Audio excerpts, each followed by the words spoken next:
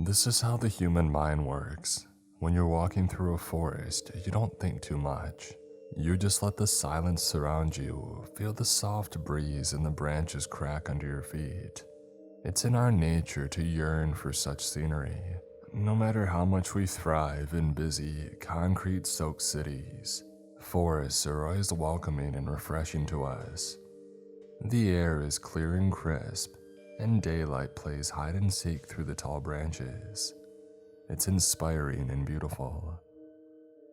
Sometimes, though, as you walk on your path, your mind begins to focus on small things. Noises, gusts of wind, shadows in the trees. Such silence can be both welcoming and unsettling.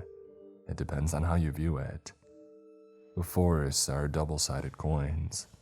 They hide you away from the tiring city landscape, but expose you to another environment. You're not in control anymore because this is not your home.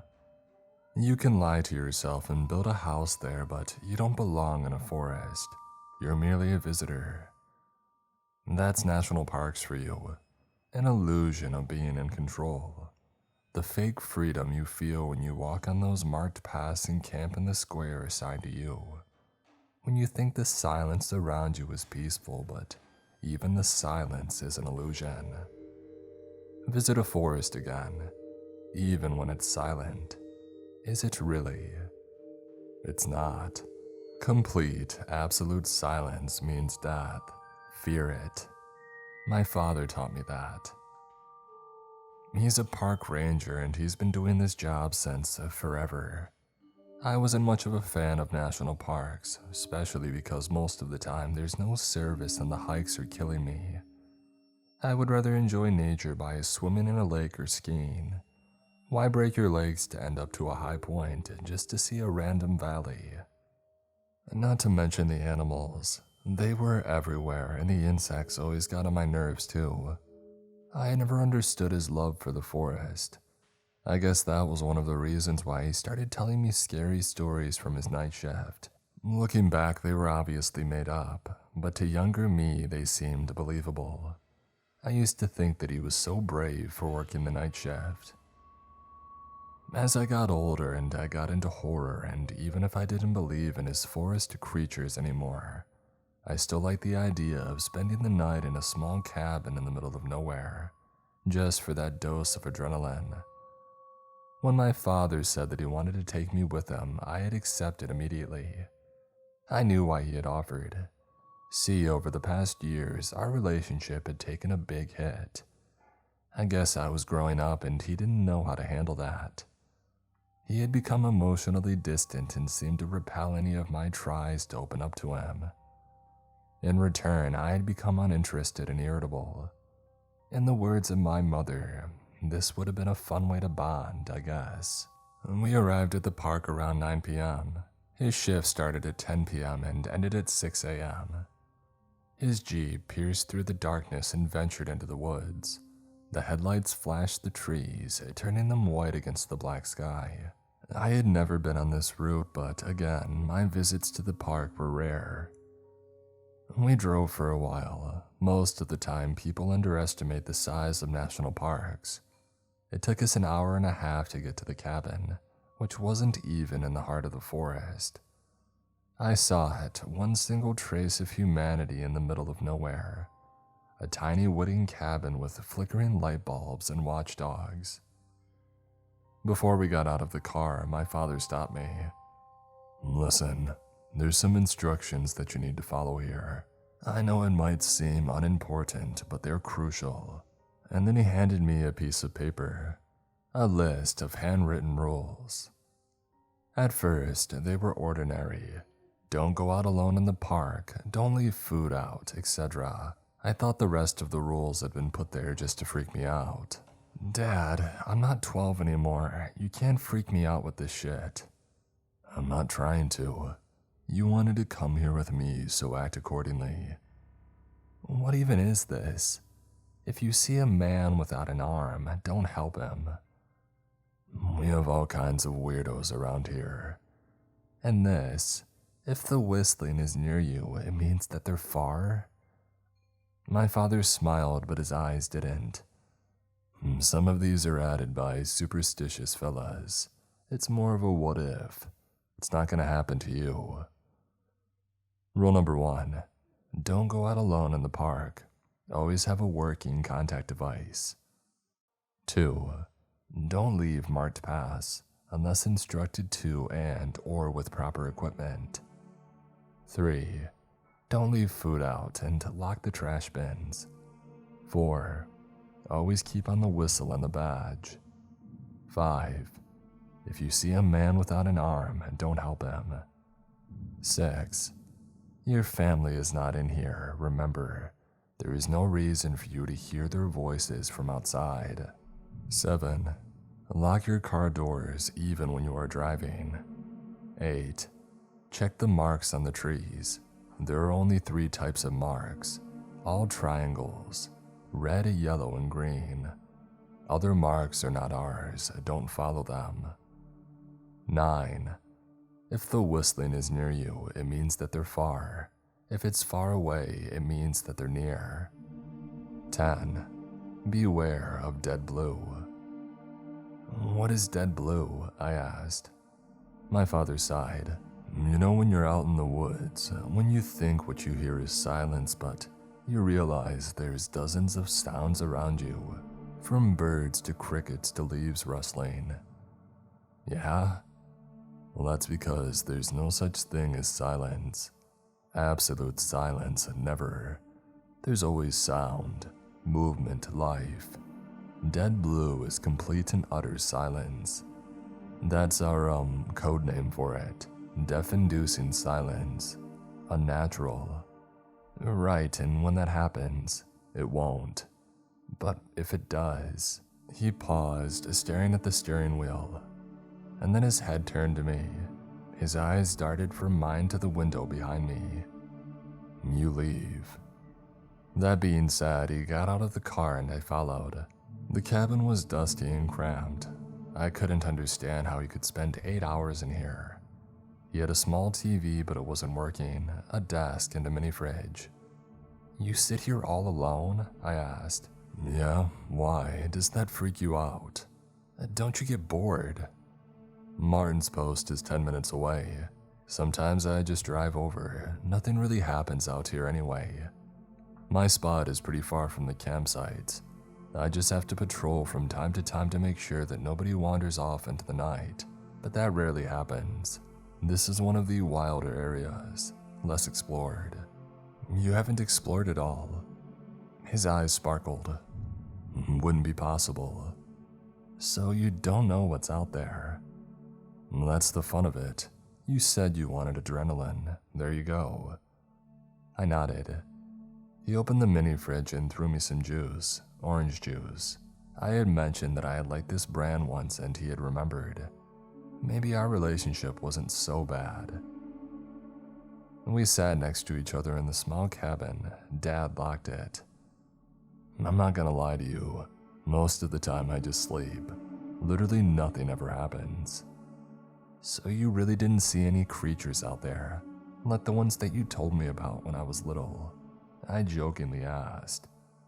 And the only creature out there is my manager, and I would rather face a million cryptids than talk to him.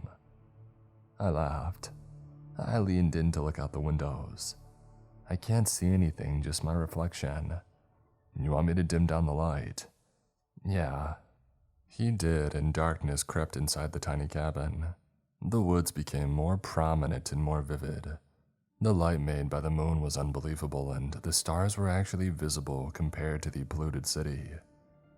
The cabin was on a hill, propped up a tree with a trapdoor and a ladder leading to our car. We could actually see above the tree line into the valley. When we spent the first hours talking, somewhere around midnight, I began dozing off. I didn't want to, but I caved in and fell asleep with my head on the desk. He woke me up and I rubbed my eyes in confusion. What time is it? I got a call from Martin. Right, who was Martin? I mumbled. The other one in the area. Says that he got a call from the campsite and somebody's gone missing. We need to go search for him. We as in us. Yeah, you'll stay in the back seat. I'm on the phone with Martin right now. I could hear Martin's muffled voice through the speaker. Wait, don't take the kid. Why not? He'll stay in the car. Paul, it could be one of those nights. We won't get out of the car. You can't guarantee that. Well, I can't leave him here, alone in the dark. A pause followed. Look, Paul, I understand you wanted to do a take your kid to work day, but I don't know about this one. It could be dangerous. We're literally just going to drive around for a bit, it's fine. Leave him in the cabin. Dad put his hand over one of the speakers, so I didn't understand what Martin told him. His eyes kept darting to the windows behind me. He sighed. Martin will come pick me up. You're gonna stay here, locked. Turn the lights off and wait for me to return. It's only gonna take a minute and you'll be safe here. What? I'm not staying here alone. What did Martin tell you to change your mind? It doesn't matter. I'll return in maximum half an hour. You can go back to sleep if you want, or I can call you and we can talk. I was afraid, truly afraid. I didn't want to show it, especially after I had complained that nothing interesting happened around there, so I reluctantly agreed. My dad opened the trap door and climbed down the ladder, and then his face disappeared into the darkness. I saw Martin's car pick him up and drive away. The silence followed. I wished that I had been home, in my bed, but instead I sat stiff on the chair and waited. And waited. I began imagining the worst. What if they had crashed? What if a bear had found them? I didn't want to let my fear get the best of me, but I thought about his legends and the set of rules. I hoped that the writers were just paranoid. At around 2 a.m., I heard a knock on the trapdoor. I felt my chest tighten. Another knock followed. I wanted to respond, but something in me didn't allow me to. And then I heard my dad's voice. Hey Kev, open up. It's cold out here. It echoed through the cabin. My eyes were dry from the lack of sleep, but my mind was fully awake. I stared at the phone, and then at the trapdoor. Kev, open it please. I know you're there, I saw you at the window. I turned off the light completely. I don't know why I had this urge, but if my dad could see me from the window, anybody could. Or anything. And I didn't like to be on display like that. You don't have a key. It locks from the inside. Shit, yeah. How was it then? Did you find them? Yeah, we did. He was drunk off his ass. We helped him return to his friends. Could have been a lot worse. As I was talking to him, I searched for the keys in the drawer. It was strange because I hadn't heard anybody climbing the ladder, or even seen Martin's car drive my dad back to the cabin. How did you get here without Martin? What do you mean, open up, Kev, I'm freezing. Answer the question. He did drive me here. I didn't see any headlights. They were off to not draw the attention of animals. Bullshit. I pulled out the crumpled piece of paper. Rule 6. Your family is not here, remember.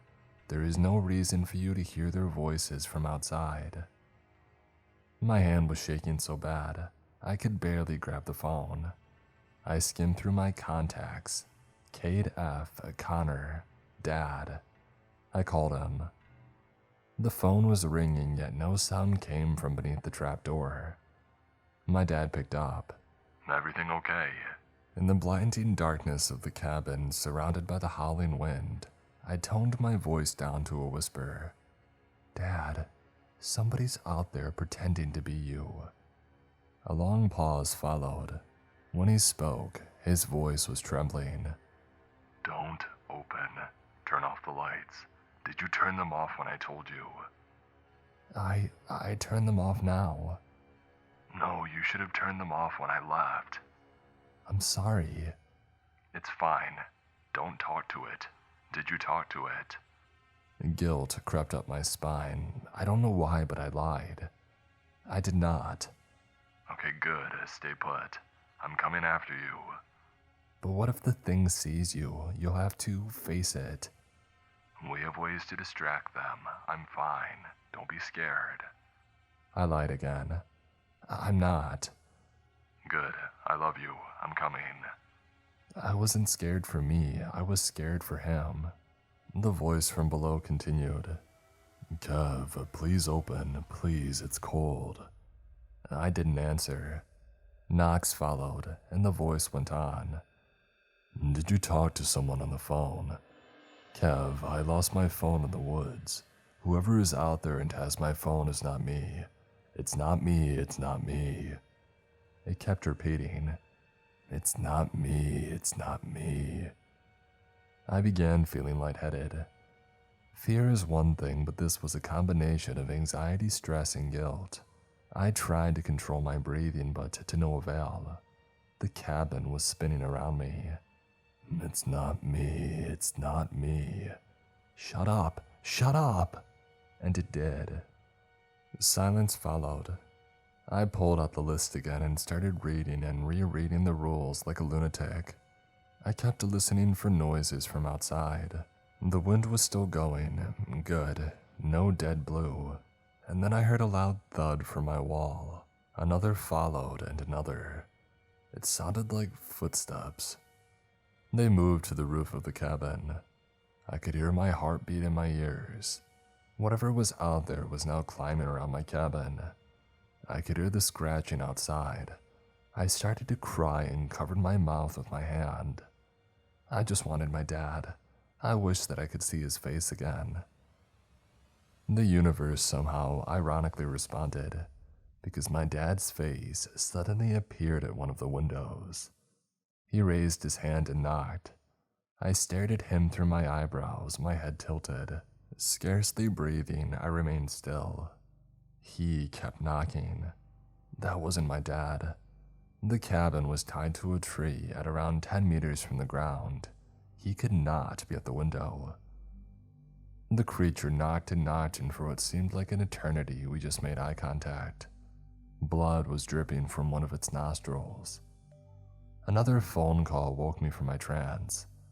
Kevin, are you in there? Are you in the cabin? Yes, and the thing looks like you, and it's at the window. I'm coming right now. I'll shoot it, don't worry. I'm just about to turn a corner. Dad, I'm really scared for you. Martin's coming too, it's okay. Truly, in a few minutes, Martin's car pulled up, and I cried in relief. The thing turned its head to look and then back to me.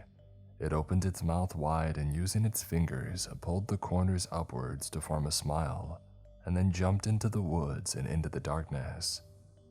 Gunshots followed. After a few silent minutes, I called my dad and he picked up. Where are you? I asked. I'm coming to get you. I saw him walk towards the cabin and then heard him climb up the stairs. I unlocked the trap door and hugged him tight. What was that? Please tell me that we're going home. We are, I'm so sorry. I should have never put you through this, come on. As we walked towards our car, my blood ran cold. It was not something that I had seen or heard, but the opposite. You see, the wind had stopped. The crickets had stopped. Dead blue. I sprinted to the car, got into the driver's seat, and then locked the doors. My dad was standing in front of the car confused. And that's when I got a text, and I hit the gas and I ran him over, and then turned the car around and sped up into the night. I barely knew how to work it out since I didn't have my license, but I left as quick as possible. Behind me, a car followed. When I got to the nearest checkpoint, I stopped. The car was Martin's and he got out alone. Where's my dad? I asked. Mia took an ATV to get you, said he would get there faster. I texted him to turn around and that you were safe. The text that he had sent me. Martin and I split up. He may get there faster than me, and if he does, he'll text me to turn and head to the checkpoint.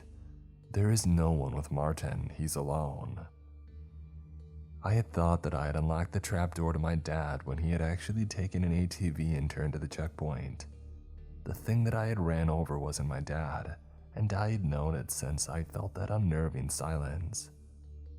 However, nobody at the checkpoint had seen my father. As I'm typing this, I'm afraid for him, but a part of me knows that he's alive. Maybe he took another route or got lost. Whatever he did, I'll find him. So much has happened since my previous update. While I tell you what happened, please keep one thing in mind. Stay away from the forest. Forget everything that I told you the last time about recreation and nature and all that. It's not worth it. It really isn't. I didn't want to say it, but deep down I knew that it was my fault that my dad was missing. No matter what cryptic creatures roamed the park, he had been safe until I had showed up. Through me, he had showed them that he had a weakness, and they fed on his fear. Now it was possible that I would never see him again, and it was all my fault. I knew it. I just chose to bury it deep down in my chest and let it sink deeper in my stomach, a knot that would never disappear. As I was sitting there at the checkpoint, covered in a blanket and shivering from the stress, Martin approached me. As much as I had wanted to ask him about the park, the rules, my dad, something inside me didn't know whether to trust him or not. Was he the real Martin? He sat down next to me. Hey, I'm sorry. The night was still cold and unwelcoming. The trees stood tall and sober in front of us, crowned by the dark, never-ending sky. No stars, just a black, soulless night. Maybe clouds had rolled in. I kept thinking of how 4 hours ago I had been searching for constellations with my dad. What do you mean? I'm sorry for your dad. Don't say that, you say it like he's dead. Martin didn't answer and he didn't look at me either. I turned my body towards him. He's not dead, he isn't. Martin remained silent, and then without thinking, I punched his arm. He pulled away and frowned. May, it's not my fault. He shouldn't have brought you here. Tell me everything that you know about this stupid park. I mean, I deserve it. You owe it to me, and it's the only way that I can actually find him. He stared at me for a while, and so long had passed until his response that I had thought that he had decided not to answer. When he finally spoke, his voice was toned down to a whisper. We thought that they were lying, both me and Paul and the others. When we had gotten hired here, we had heard the stories, the legends and everything, but assumed those were horror stories passed around. We didn't stop to listen, and we didn't believe anything until we saw it with our own eyes. You see, this park is huge, and no one ever bothered to explore it. I had thought that they had lacked the resources, but now I see that they were just afraid. He stopped to look around. It would be ridiculous of him to hide from anyone right now. Why would he feel ashamed of telling me these? I thought, but then realized that he was probably looking around himself to stay aware not of someone, but of something. That's the thing. Even when you've been face to face with the supernatural, your mind still searches for a logical explanation. We started writing down the occurrences, trying to find a pattern or a way to avoid them. We thought that if we wrote down those rules, we might be able to not get inconvenienced as much. He wiped his face with his hand. We never knew this could happen. None of us had ever disappeared. We just thought the worst they could do was annoy us, creep us out, hurt us. He was sweating even if it was freezing outside. He kept shaking his head.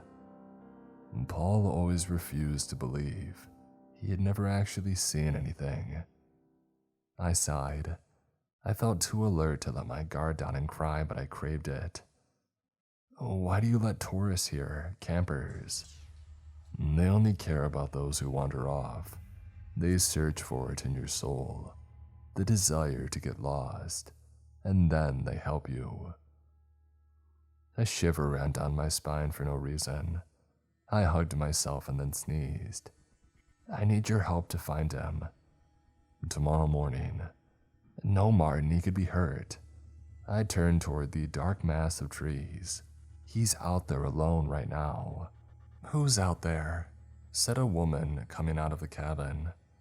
My dad, he's missing. She frowned and then looked at Martin. Which post? 62, he replied. Ah, shit, that's my next shift. I could look for him with you if you want. I'll take my car and go to the post. Tell you if anything shows up. Martin looked back at the cozy cabin warmly lit and then to the dark woods. With a sigh, he stood up and started walking to his car. I followed. He locked the car doors and then I called my dad. My heart was beating so fast that I thought it would break free from my chest. No answer. I took a deep breath. Right. We should look for his ATV first then. We drove back to his post and then we started checking the other paths around the main road. His ATV couldn't have gotten too far. We found it parked in front of a big oak tree, but no trace of my dad. The trees surrounding it made it impossible for the car to pass through, so we came to the grim conclusion that we had to go out and search for him by foot. We ran over the rules one more time just to be sure. No weird markings, dead blue, whistling, loved ones, one-armed man. Okay, I got it. I held onto Martin's arm as we sunk deeper into the dark trees, our flashlights drawing out more shadows than usual. Calling out for him, begging him to come out, I yelled his name over and over until my throat had started to hurt. I could feel branches hanging onto my clothes at unnatural, twisted angles. At one point, we had stopped dead in our tracks. Ahead of us, behind a tree, something was moving. Who's that? Oh, wouldn't you like to know? We both froze. What? The old lady voice continued. Who could it be? It was as if she was hiding behind the tree. One of her bony hands appeared from one side and the other from the other side. She moved them around, tracing the outline of the tree with her fingers. It looked as if she was playing with us to make the tree seem like it had hands. I knew that I had to try. Have you seen my dad? Have you seen my face? She replied instantly. No.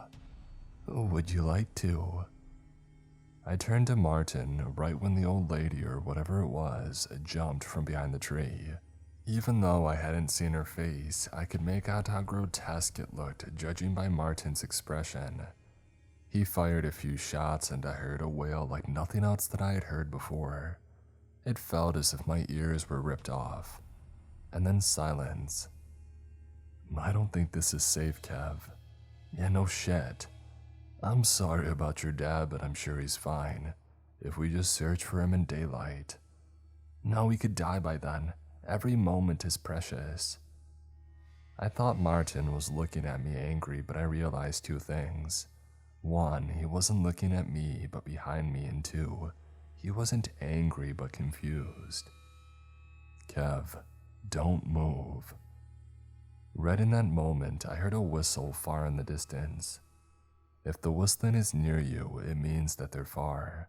If it's far away, it means that they're near. I opened my mouth to scream, but right in that instant, as Martin reached for me, I blacked out. When I woke up, I had a terrible headache. I was still in the woods, but Martin was gone and so was his car. I felt incredibly drained and my hands were shaking so bad that I could barely lift them up.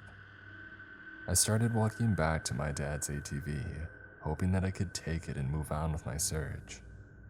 I checked the time, but something else stood out on my phone. The date. It was 1 day later. I had been in the woods for a whole day.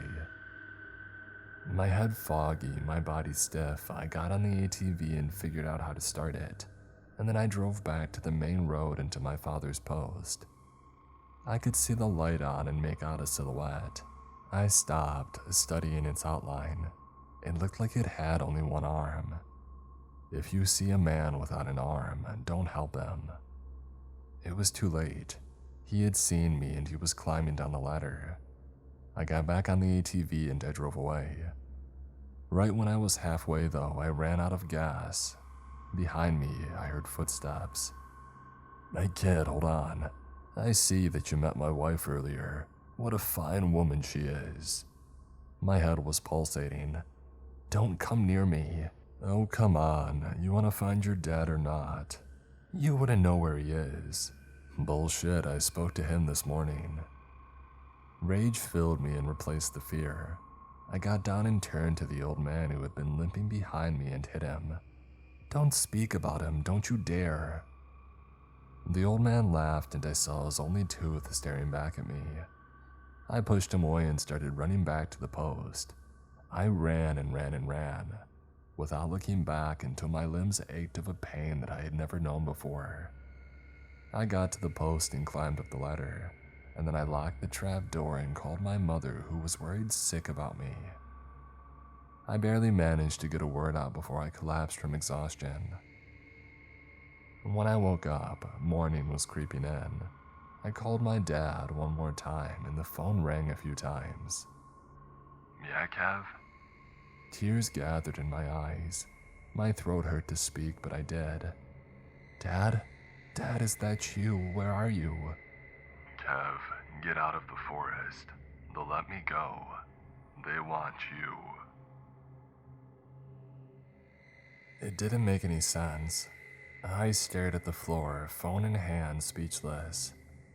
What do you mean? Where exactly are you? Kev, don't come after me. I can't do that. I can't just leave you there. I could make out heavy breathing on the other side of the phone. Dad, just tell me where you are. I won't come after you, I promise. I'll be safe at the checkpoint. I'll send Martin. His voice was trembling. I don't know where I am. I've never been on this side of the forest.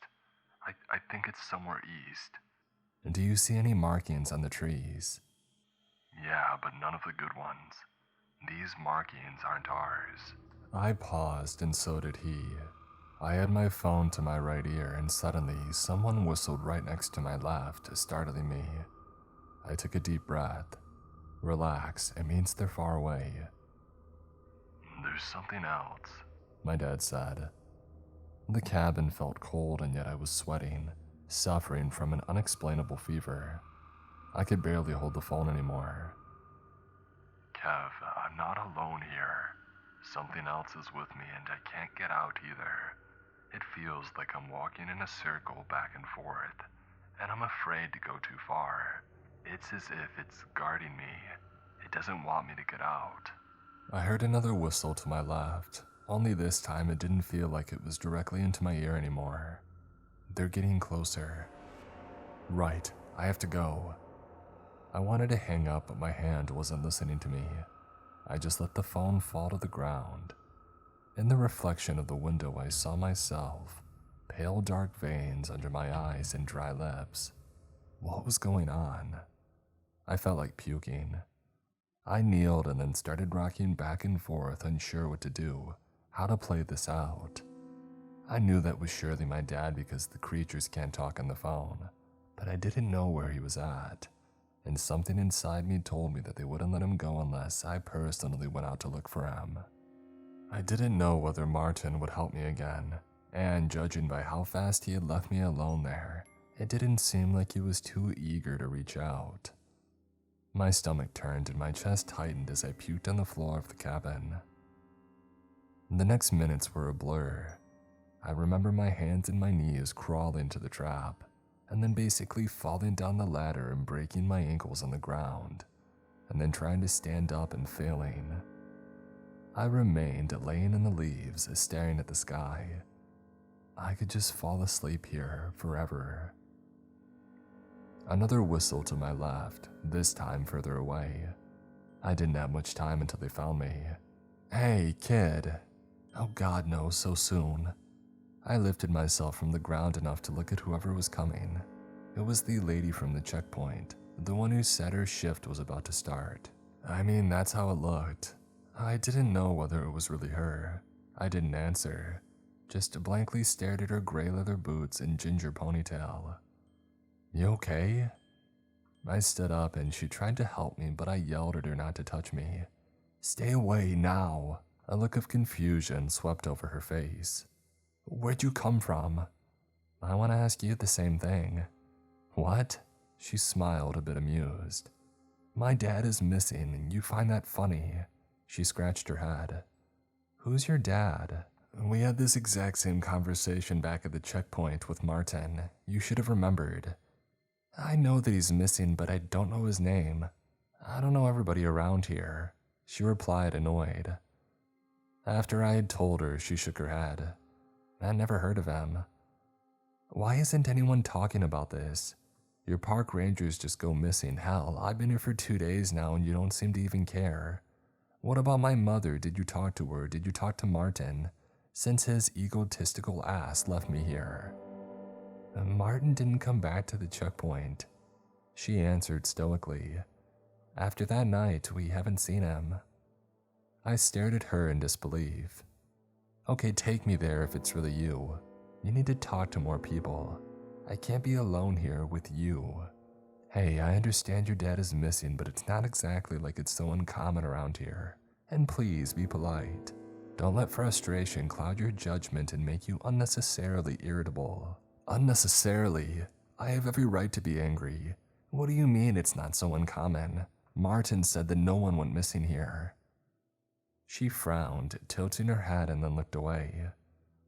I was still feeling sick, but at least I could stand on my own legs now. Another whistle echoed, this time deep into the woods.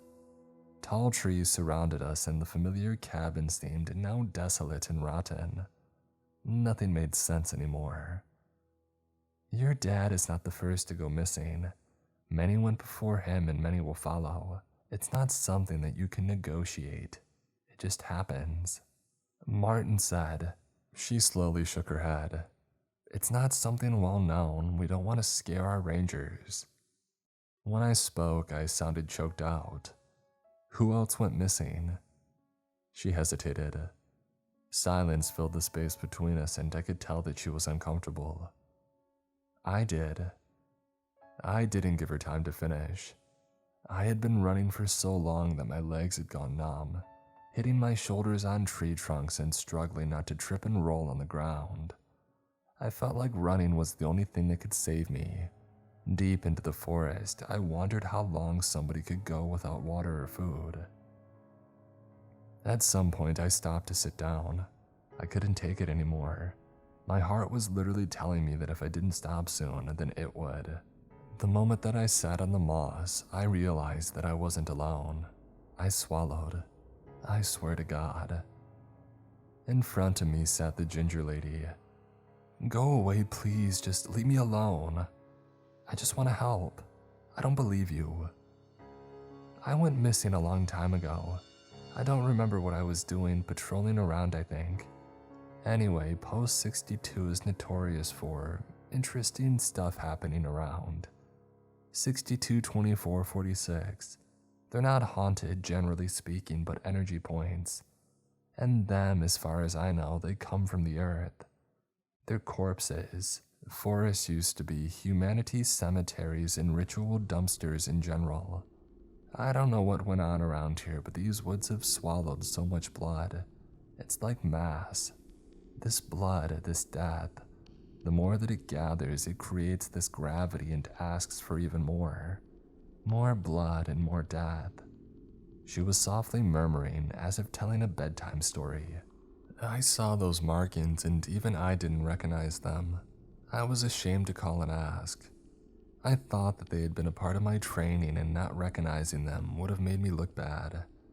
Back then, no rules were written down, she sighed. Anyway, I came to this clearing in the woods, and well, I don't remember how I died. All I know is that I was following my mom's voice.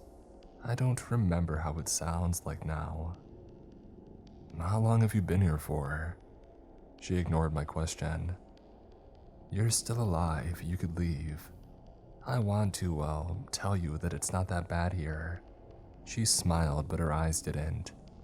There's always something to do here. They're always looking for another. I shook my head and she nodded. Okay, well, you're looking for your dad. I think you already know what you need to do. Look behind you. I did, and behind me there was a blue triangle, almost fluorescent. When I turned back to her, she was gone. I walked and walked, each step muffled by the damp earth and fallen leaves. You know, I've never been in such woods before. They didn't feel alive in the usual way, millions of little lives roaming around, but they felt like a being of their own, and the earth rose and fell under my feet, almost mocking my breaths. I passed a bridge and then a tunnel in one of these godforsaken mountains. When I got out, I could hear whispers and whistles. "How are you?" "Why, I'm fine, just a little ravished." Well, wait. It's soon, I believe. I believe you too. Do you believe?" Yes, soon. Soon. What was about to happen soon? I tried calling out for my dad since my phone and flashlight had died, but somebody else answered and it wasn't him, and so I decided to keep my mouth shut.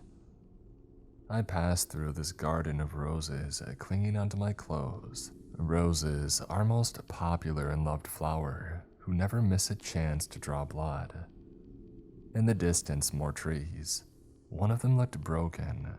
Coming closer, I realized something was hanging from it, or someone. I didn't recognize their face. I kept walking and saw more. Hanging from the trees, their bare feet floating above my head, looming over me. I stopped looking at their faces, afraid that I would see my dad. Eventually, I reached this hill and smelled something burning. Coming closer, I saw this fire end. "Martin!" The minute that I said that, pain pierced my shoulder. My back hit the tree and I smelled something metallic. "Go away," said Martin. "No, it's me, believe me. I can't do this now." "I already saw you 5 times. I don't believe you anymore." "No, I'm telling the truth." Another razor flew to me, but I dodged it. I started crying and I fell to my knees. I told him about the ginger lady and my dad and the stars in my life, in a way that no doppelganger could. They could try to take my life, but they didn't know anything about it. Martin's gaze softened and he sighed. "I saw over 12 sunsets here. I had to kill them to eat. The mimics. I ate their meat. They mimicked my family, loved ones. They even mimicked you. I've killed my family countless times here. Countless." We talked for a while. He told me that he didn't want to go any further because he had seen a clearing and had a bad feeling, and I understood. At one point, he interrupted me. "Can you hear the fire?" Truly, I heard no rustling, not of leaves, and not the fire, and no wind. Dead blue. Run. I did, with Martin behind me, and we ran until the moonlight shone freely, without the burden of the trees. We had reached the clearing, and I stopped, breathless. My dad was laying there unconscious. I threw myself on the ground and grabbed him, shaking his shoulders. My voice was hoarse and my eyes stung from the tears. "Wake up, Dad, wake up please, now." But he didn't. Suddenly Martin let out a wail. I turned around and saw him and some sort of figure over him. I don't know what it was. "Choose." I froze. Somebody had whispered right into my ear. "Choose one or the other." Martin was yelling. My dad was silent. I understood then and there. "Dad, I choose him. Let him live." Martin's screams stopped and my dad started coughing behind me. I turned to him and hugged him tight. He was confused and dizzy. Martin, on the other hand, was laying on the cold earth, his eyes open and his skin bruised. Guilt washed over me. However, I didn't have time to process it, because a powerful light shone onto us. A helicopter. I grabbed the ladder without thinking and I helped my dad up. The last thing that I saw before I looked up was the ginger lady, sitting cross-legged on the grass next to Martin's body. We were taken back to the entrance of the park, and the next hours were filled with questions about the park, about our disappearance, about Martin's murder. We're now the prime suspects, but I'm just glad that I got out and I know it's because of his sacrifice. However, I would really like to speak to him again. I can't rest knowing that his innocent soul is out there. I plan on giving more updates on my account. There is one other thing. I would never dare to admit it. Sometimes when I look at my dad even weeks after what happened, I wonder if it's really him.